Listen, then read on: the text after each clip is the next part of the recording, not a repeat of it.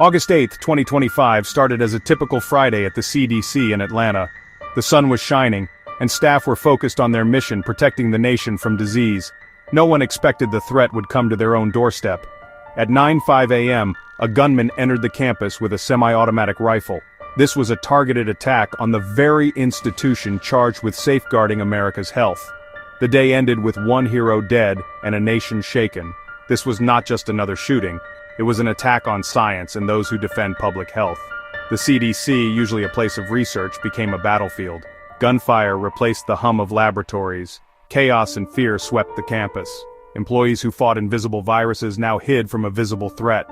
The incident sent shockwaves nationwide, raising urgent questions about security and the consequences of misinformation.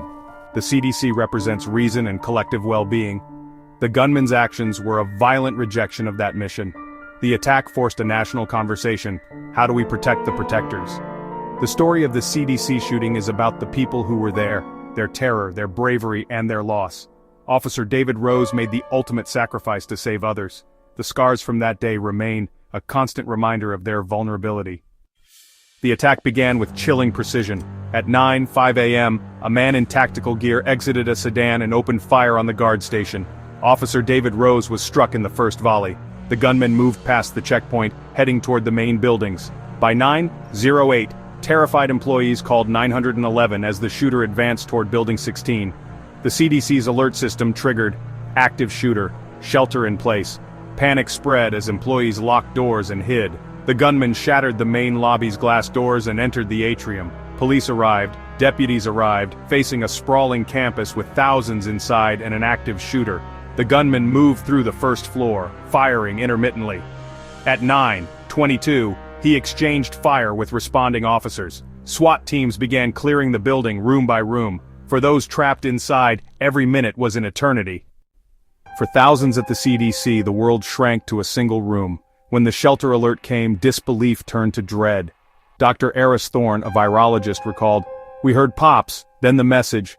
We locked the lab, pushed a cabinet against the door and huddled in the corner. Silence was broken only by distant sirens and frantic texts to loved ones.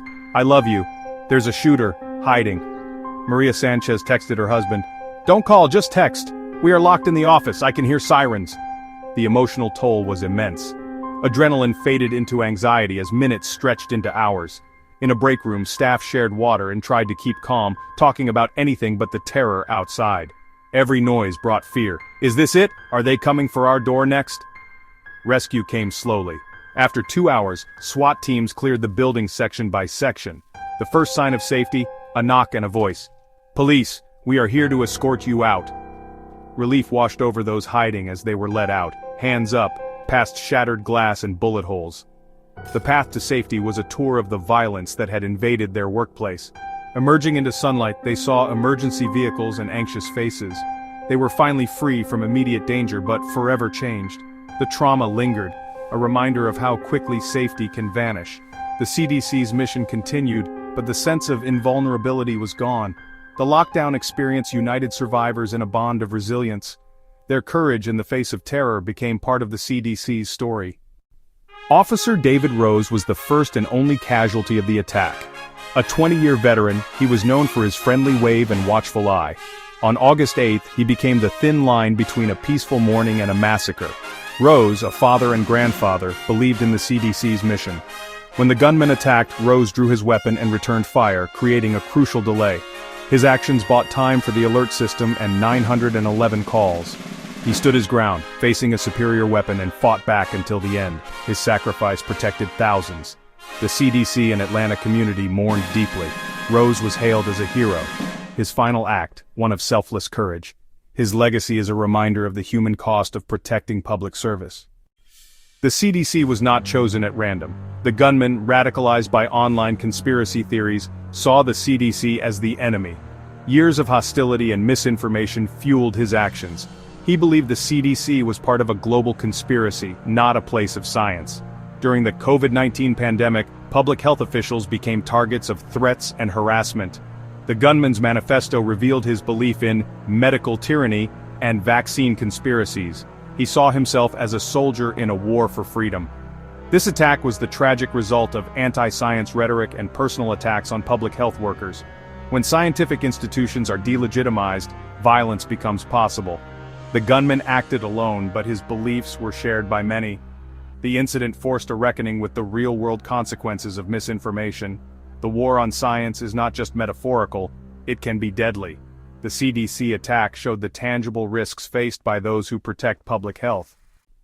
The investigation was a massive, multi-agency effort led by the FBI. Investigators quickly pieced together the gunman's anti-CDC ideology from his digital trail.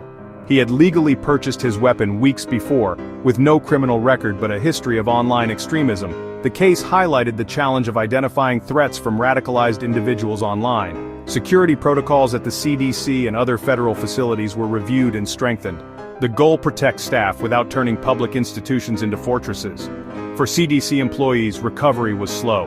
Counseling was offered, but the sense of safety was shattered. The attack left lasting scars on the building and its people. Their vital work now carried a risk they never imagined.